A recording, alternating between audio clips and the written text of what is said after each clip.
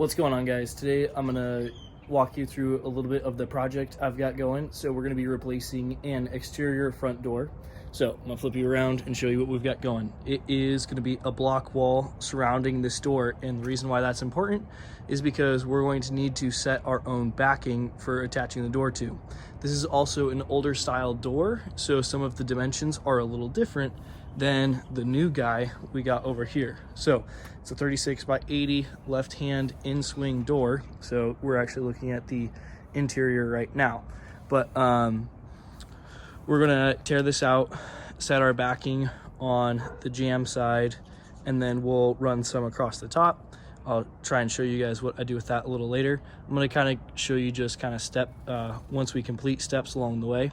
But right now, we're gonna go through and it's demo. So on here, it's key as far as we're gonna try and score all the caulking, which is gonna be taking a razor blade and cutting that all the way around. The reason why that's important is because when we pull that trim off, we don't wanna start peeling extra paint off and making it seem inconsistent. So we're gonna pull this whole thing out.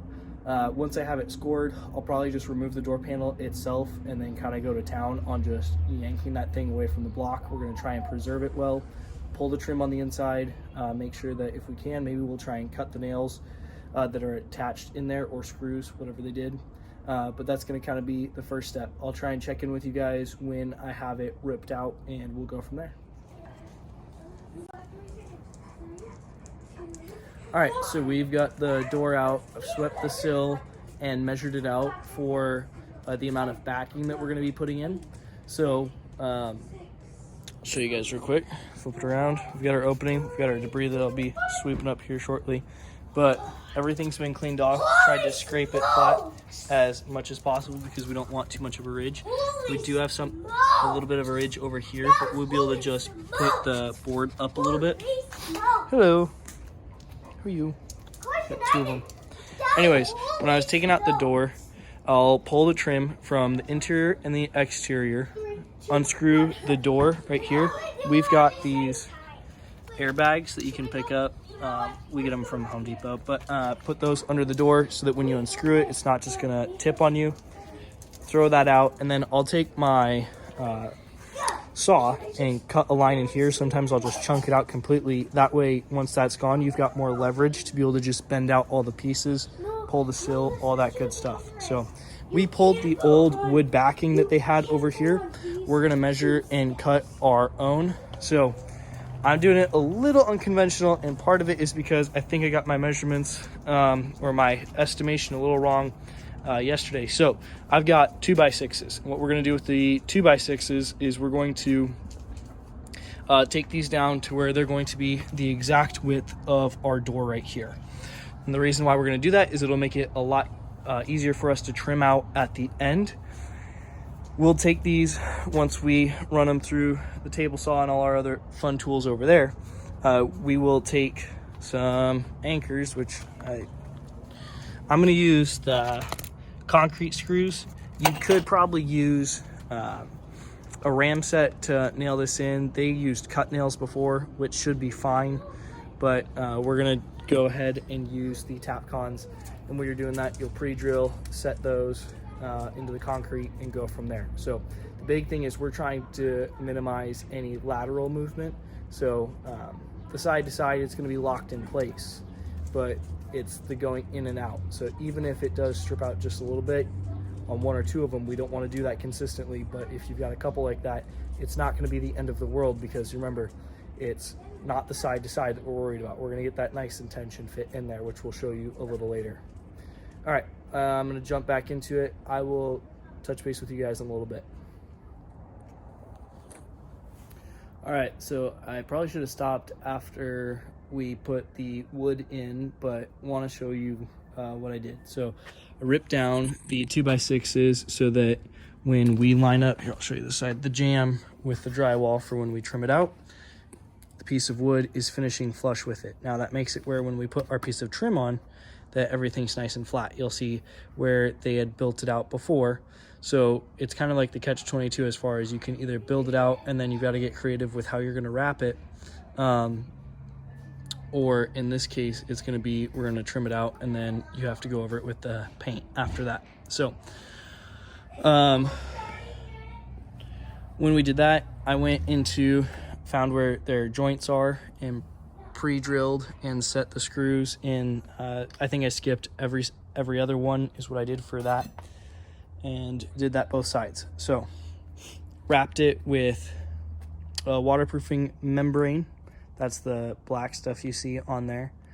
When we went to set the door after that, we're going to dry fit it. So make sure everything fits well.